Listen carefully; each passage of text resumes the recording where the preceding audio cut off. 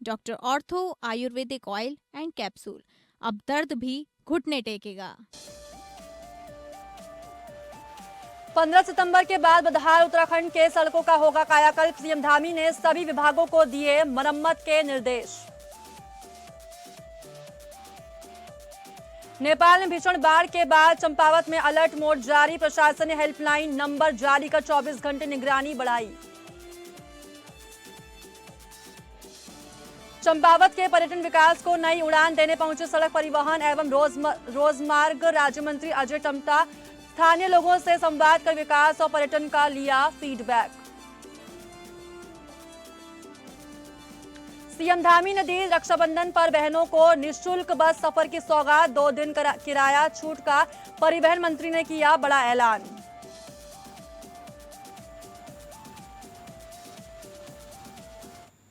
नमस्कार, स्वागत है आप सभी का उत्तराखंड बुलेटिन में। मैं हूं आपके साथ साक्षी मिश्रा। तो चलिए खबरों का रुख करते हैं। उत्तराखंड के मुख्यमंत्री पुष्कर सिंह धामी ने कहा कि प्रदेश में 15 सितंबर तक मानसून का मौसम रहता है। इसके बाद बारिश में कमी आने की संभावना रहती है। ऐसे में सरकार ने सड़कों की मरम्मत और रखरखाव के लिए सभी संबंधित विभागों को आवश्यक निर्देश दिए हैं।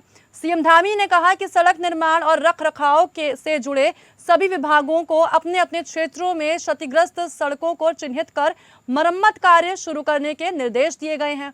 मानसून के दौरान लगातार बारिश और भूस्खलन की वजह से कई स्थानों पर सड़कें क्षतिग्रस्त होती हैं, जिससे लोगों को आवागमन यानी आने जाने पर परेशानियों का सामना करना पड़ता है। उन्होंने कहा कि बारिश का दौर कम होते ही सड़कों की मरम्मत का काम युद्ध स्तर पर कराया जाएगा, ताकि आम लोगों को बेहतर यातायात सुविधा मिल सके। साथ ही संबंधित विभागों को सड़क मरम्मत के साथ साथ गुणवत्ता और समयबद्धता का भी विशेष ध्यान रखने को कहा गया है। मुख्यमंत्री ने स्पष्ट तौर पर कहा है कि प्रदेश में सड़क संपर्क व्यवस्था को बेहतर बनाना सरकार की प्राथमिकता है और क्षतिग्रस्त सड़कों की मरम्मत में किसी तरह की लापरवाही बर्दाश्त नहीं की जाएगी। देखिए 15 सितंबर तक हमारे यहाँ वर्षा काल होता है, उसके बाद वर्षा कम हो जाती है।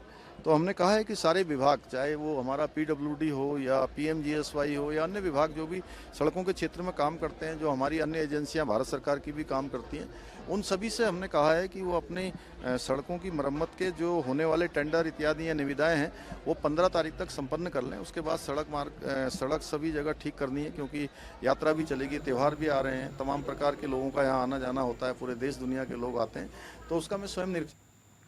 चंपावत में नेपाल के रसूबा क्षेत्र में भोटेकोशी नदी में अचानक आई भीषण बाढ़ के बाद उत्तराखंड में भी प्रशासन पूरी तरीके से अलर्ट मोड पर हो चुका है। दरअसल स्थिति को देखते हुए चंपावत जिला प्रशासन ने लोगों से सावधानी बरतने और किसी भी आपात स्थिति में अधिकृत हेल्पलाइन से संपर्क करने की अपील की है। साथ ही जिलाधिकारी मनीष कुमार ने जनपद वासियों से कहा है कि नेपाल के प्रभावित क्षेत्र में यदि कोई उत्तराखंड निवासी या पर्यटक फंसा है अथवा उसके संबंध में कोई जानकारी चाहिए तो तत्काल राज्य आपातकालीन परिचालन केंद्र के हेल्पलाइन नंबरों पर संपर्क करें। साथ ही प्रशासन के मुताबिक संबंधित व्यक्ति का नाम, मोबाइल नंबर, नेपाल में संभावित स्थान और उपलब्ध अन्य जानकारी साझा करने से राहत एवं बचाव एजेंसियों के बीच त्वरित समन्वय में मदद मिलेगी। जिलाधिकारी ने लोगों से अफवाहों पर ध्यान न देने और आपदा से जुड़ी जानकारी केवल अधिकृत माध्यमों से साझा करने की अपील की है। जिला प्रशासन राज्य आपदा प्रबंधन प्राधिकरण और संबंधित विभागों के साथ लगातार समन्वय बनाए हुए हैं। फिलहाल के लिए प्रशासन की प्राथमिकता नेपाल में फंसे उत्तराखंड के नागरिकों तक त्वरित सहायता पहुंचाना और सीमावर्ती क्षेत्रों में किसी भी संभावित स्थिति से निपटने के लिए सतर्क रहना है।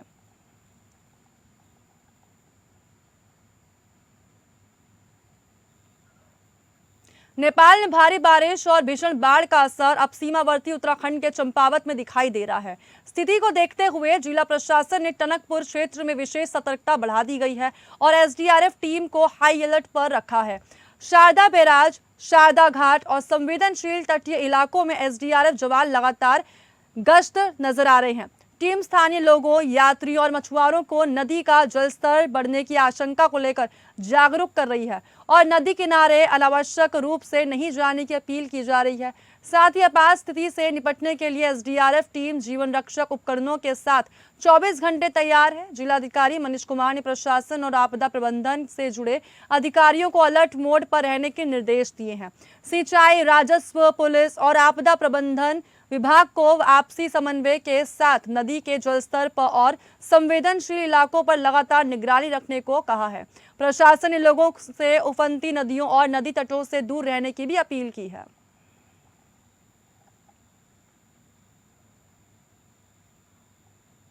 देहरादून से एक बड़ी खबर सामने आ रही है। नेपाल के रसुवा क्षेत्र में भोटे कोशी नदी में अचानक आई भीषण बाढ़ से जनधन की भारी क्षति देखने को मिली है। इसे देखते हुए उत्तराखंड राज्य आपदा प्रबंधन प्राधिकरण यानी कि यूएसडीएमए ने नेपाल के प्रभावित क्षेत्रों में फंसे उत्तराखंड के नागरिकों की मदद के लिए हेल्पलाइन नंबर जारी किए हैं। अगर कोई उत्तराखंड का नागरिक नेपाल के प्रभावित क्षेत्र में फंसा हुआ है या किसी व्यक्ति के बारे में जानकारी साझा करना चाहता है तो राज्य आपातकालीन परिचालन केंद्र देहरादून से संपर्क किया जा सकता है। साथ ही सरकार ने प्रभावित लोगों और उनके परिजनों से इन हेल्पलाइन नंबरों के जरिए संपर्क करने की भी अपील की है।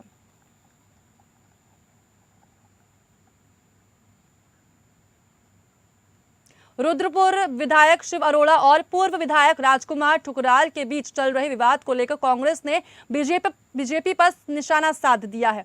दरअसल कांग्रेस प्रदेश प्रवक्ता शीशपाल सिंह बिष्ट ने आरोप लगा दिया है कि बीजेपी में रहने तक उसका कार्यकर्ता देशभक्त रहता है, लेकिन पार्टी छोड़ते ही उसी नेता को अपराधी और देशद्रोही बताया जाने लगता है। उन्होंने कहा कि रुद्रपुर में भी इसी तरह की स्थिति देखने को मिल रही है। शीशपाल सिंह बिष्ट के मुताबिक पूर्व विधायक राजकुमार ठुकराल अब कांग्रेस की नीतियों से प्रभावित होकर पार्टी को आगे बढ़ाने का कार्य कर रहे हैं। कांग्रेस प्रवक्ता ने आरोप लगा दिया है कि यही बात बीजेपी को पच नहीं रही है और इसी वजह से रुद्रपुर विधायक शिव अरोड़ा बौखलाए हुए हैं। उन्होंने कहा कि बीजेपी विधायक को अब अपनी हार सामने दिखाई दे रही है, इसीलिए इस तरह की बयानबाजी और विवाद किए जा रहे हैं। इशारे पर काम करता है, भाजपा के एजेंडे पर चलता है, तब तक वो देशभक्त है, तब तक उसमें कोई दोष भाजपा को नजर नहीं आता। लेकिन जैसे ही भाजपा का कोई नेता भाजपा छोड़ दे, वो भाजपा की नजर में अपराधी हो जाता है, देशद्रोही हो जाता है। यही रुद्रपुर में चल रहा है। अब राजकुमार ठुकराल जी कांग्रेस पार्टी में है, कांग्रेस की नीतियों रीतियों से वो प्रभावित हुए और कांग्रेस को मजबूत कर रहे हैं। ये भाजपा से सहन नहीं हो रहा है, इसीलिए भाजपा के विधायक भी बौखलाए हुए हैं, क्योंकि उनको अपनी हार वहां पर सामने नजर आ रही है। इसीलिए राजकुमार ठुकराल जी पर झूठे मुकदमे दर्ज हो रहे हैं, उन पर जो है राजनीतिक और प्रशासनिक दबाव बनाने का प्रयास हो रहा है। रक्षाबंधन के पावन पर्व पर उत्तराखंड सरकार ने बहनों को बड़ी सौगात दी है। परिवहन मंत्री प्रदीप पत्रा ने बताया कि मुख्यमंत्री पुष्कर सिंह धामी और परिवहन विभाग की ओर से रक्षाबंधन के अवसर पर 2 दिनों तक बस से सफर करने वाली बहनों को किराए में छूट दी गई है। उन्होंने कहा कि रक्षाबंधन सनातन धर्म का एक जरूरी पर्व है। इस दिन बहनें अपने भाइयों को राखी बांधने के लिए उनके घर जाती है। इसी को देखते हुए सरकार ने बहनों की सुविधा के लिए बस यात्रा में ये छूट देने का फैसला किया है। हमने रुड़की वालों पे एक नया टेस्ट के लिए किया है। यहाँ हम आपको नए वैरायटी नया टेस्ट देंगे, बेटर टेस्ट, जो कि आपको रुड़की में अभी तक कहीं नहीं मिला है। वो हमने यहाँ पे डिशेज अपने मेन्यू में दिए हैं। एक बार आए और जरूर यहाँ का टेस्ट लें। लोकेशन है ये अब्दुल कलाम चौक है, मंगलोर रुड़की में पड़ता है और हम भी सर्व कर रहे हैं। एक डिश हमने पनीर की भी रखी है, अगर कोई नहीं खाना चाहता तो बाकी सारा नॉन वेज रहेगा। इसमें मुगलाई रहेगा, आपका बहुत सारे रहेगा और KFC टाइप भी रहेगा। इसमें जो KFC टाइप के खाने के शौकीन है वो भी यहाँ खा सकते हैं। हमने यहाँ पे नीचे रेस्टोरेंट आपने देखा है इसे। इसके बाद भारत देश जो है वो त्योहारों का देश है और ये लगातार एक उत्सव के रूप में सभी त्योहार मनाए जाते हैं। रक्षाबंधन का त्योहार एक बड़ा त्योहार हमारे पूरे भारत देश में मनाया जाता है। चंपावत में आगामी त्योहारों को देखते हुए खाद्य पदार्थों में मिलावट रोकने और लोगों को सुरक्षित और गुणवत्तायुक्त खाद्य सामग्री उपलब्ध कराने के लिए खाद्य सुरक्षा विभाग ने लोहाघाट बाजार में सघन जांच अभियान चलाया है। दरअसल विभाग की टीम ने विभिन्न मिठाई प्रतिष्ठानों और यहाँ तक कि जनरल स्टोर्स का औचक निरीक्षण कर खाद्य पदार्थों की गुणवत्ता और साफ सफाई का जायजा लिया है। दरअसल निरीक्षण के दौरान मिठाइयों की गुणवत्ता के साथ साथ उनके निर्माण में इस्तेमाल होने वाले कच्चे माल और रसोई की स्वच्छता को भी बारीकी से परखा गया है। इस दौरान खोया बर्फी, मलाई लड्डू, छुआरा लड्डू, पेड़ा, मैदा और मसालों समेत कुल 8 खाद्य पदार्थों के सैंपल लिए गए हैं। सभी सैंपलों को विस्तृत जांच के लिए राज्य खाद्य प्रयोगशाला भेजा गया है। अब प्रयोगशाला की रिपोर्ट का इंतजार है। जांच में यदि किसी खाद्य पदार्थ में गुणवत्ता मानकों की कमी या मिलावट पाई जाती है तो संबंधित कारोबारी के खिलाफ खाद्य सुरक्षा नियमों के तहत आवश्यक कार्रवाई की जाएगी। साथ ही खाद्य सुरक्षा अधिकारी योगिता तिवारी ने खाद्य कारोबारियों को स्पष्ट निर्देश दिए हैं कि वे केवल मानक और गुणवत्ता युक्त खाद्य सामग्री ही तैयार कर बेचे। साथ ही खाद्य पदार्थों की खरीद पक्के बिल के माध्यम से करने और फेस्टिवल्स के दौरान साफ सफाई और गुणवत्ता का विशेष ध्यान रखने को कहा है। इसके साथ ही यह अभियान त्योहारों के दौरान बाजार में बिकने वाली मिठाइयों और बाकी खाद्य सामग्री की गुणवत्ता सुनिश्चित करने की दिशा में एक जरूरी कदम माना जा रहा है। बढ़ते हैं अगली खबर की ओर। चंपावत में पर्यटन विकास को नई रफ्तार देने की कवायद तेज हो चुकी है। इसी क्रम को सड़क परिवहन एवं रोजगार राज्य मंत्री अजय टम्टा 3 दिवसीय चंपावत दौरे पर पहुंचे हैं। बुधवार शाम केंद्रीय राज्य मंत्री बनकटिया श्यामलाताल सुखीडांग पहुंचे, जहां उन्होंने स्थानीय लोगों और जनप्रतिनिधियों से सीधा संवाद कर क्षेत्र के विकास, पर्यटन की संभावनाओं और स्थानीय समस्याओं पर जानकारी ली है। इसी को लेकर जनप्रतिनिधियों ने क्षेत्र की विभिन्न समस्याओं और विकास की जरूरतों से उन्हें अवगत कराया है, जिस पर मंत्री ने गंभीरता से सुनते हुए समाधान के लिए आवश्यक पहल का भरोसा दिया है। इस दौरान स्थानीय लोगों और बीजेपी कार्यकर्ताओं ने केंद्रीय मंत्री का बुके, शॉल और जय श्री राम अंकित गमछा भेंट कर स्वागत किया। इसके बाद अजय टम्टा ने बनकटिया श्यामलाताल स्थित हिलटॉप होमस्टे में रात्रि विश्राम किया और स्थानीय चाय का आनंद लेते हुए चंपावत की प्राकृतिक सुंदरता की सराहना की। केंद्रीय मंत्री के दौरे के दौरान 27 अगस्त को राजकीय इंटर कॉलेज धूरा में राष्ट्रीय खेल दिवस पर आयोजित विकसित भारत युवा कनेक्ट कार्यक्रम और 28 अगस्त को मां बाराही शक्तिपीठ देवी धूरा में आयोजित बगवाल मेले में उनकी सहभागिता प्रस्तावित है। इस दौरान मुख्यमंत्री पुष्कर सिंह धामी की भी सहभागिता प्रस्तावित है। इसे लेकर ऐसा माना जाता है कि केंद्रीय मंत्री का ये दौरा चंपावत में पर्यटन, युवा कार्यक्रमों और क्षेत्र विकास को नई गति देने में एक जरूरी साबित हो सकता है।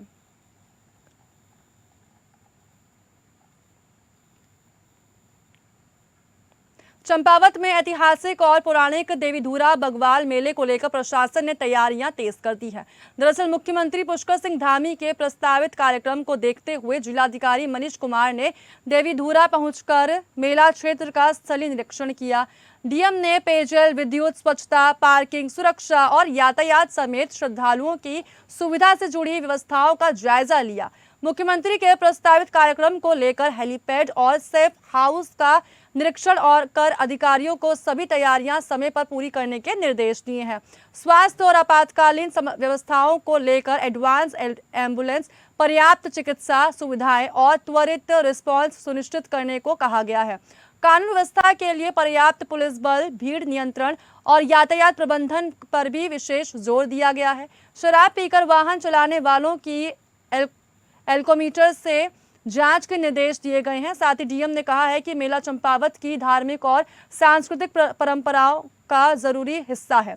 प्रशासन की प्राथमिकता श्रद्धालुओं को सुरक्षित, सुगम और बेहतर सुविधाएं उपलब्ध कराना है।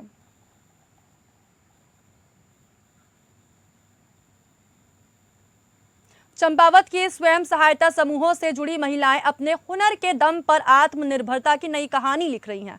रक्षाबंधन के मौके पर महिलाओं द्वारा तैयार की गई आकर्षक और हस्तनिर्मित राखियां बाजार में लोगों को खूब पसंद आ रही हैं। मुख्यमंत्री पुष्कर सिंह धामी के सशक्त महिला, समृद्ध उत्तराखंड और आत्मनिर्भरता महिला के संकल्प को महिलाएं धरातल पर साकार कर रही हैं।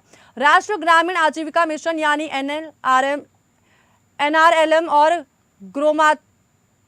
ग्रामोत्थान परियोजना के सहयोग से महिलाओं को अपने उत्पाद बाजार तक पहुंचाने का अवसर मिल रहा है। साथ ही महिलाएं अलग अलग स्थानों पर स्टॉल लगाकर राखियों की बिक्री और प्रचार प्रसार कर रही हैं। लोहाघाट क्षेत्र में बजरंगबली समूह, श्री राम समूह और सिद्ध बाबा समूह से जुड़ी महिलाएं इस स्वरोजगार पहल के जरिए आर्थिक रूप से मजबूत हो रही हैं। उन्नति संकुल संघ की महिलाओं ने करीब 35,000 रुपए की राखियां बेची हैं, जबकि लोहाघाट क्षेत्र में 15,000 रुपए से ज्यादा का कारोबार दर्ज किया गया है। महिलाओं की ये पहल न सिर्फ उन्हें आर्थिक रूप से मजबूत बना रही है, बल्कि आत्मनिर्भरता की दिशा में भी एक नई राह खोल रही है।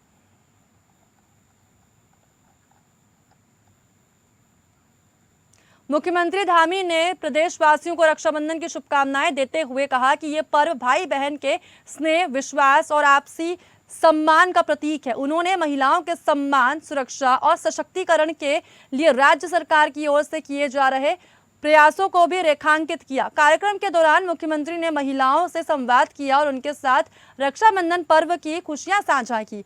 आयोजन में महिलाओं ने मुख्यमंत्री को राखी बांधी और उनके स्वस्थ एवं दीर्घायु जीवन की भी कामना की।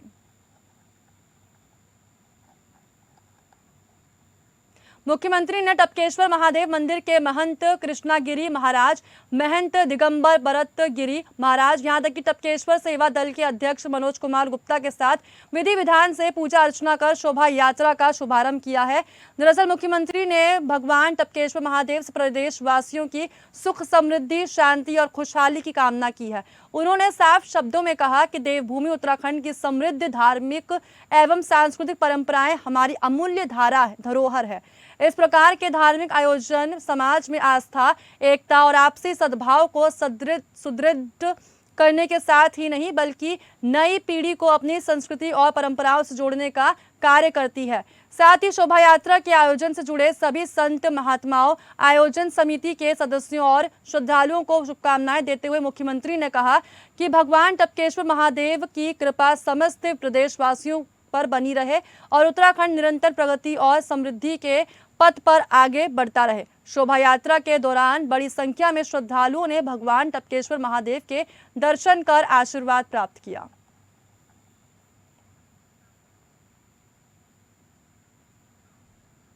चंपावत में जल स्रोतों के संरक्षण और पुनर्जीवन को लेकर जिलाधिकारी मनीष कुमार ने सारा के अंतर्गत स्वीकृत विभिन्न परियोजनाओं की समीक्षा करते हुए अधिकारियों को कार्यों में तेजी लाने और गुणवत्ता से किसी भी तरह का समझौता न करने के निर्देश दिए हैं। साथ ही बैठक में नौलेधारों के पुनर्जीवन, रिचार्ज पिट, चाल खाल, चेक डैम, गली प्लग और असिस्टेंट नेचुरल रिचार्ज यानी ANR से जुड़े कार्यों की प्रगति की समीक्षा की गई है। इस बुलेटिन में बस इतना ही। नमस्कार।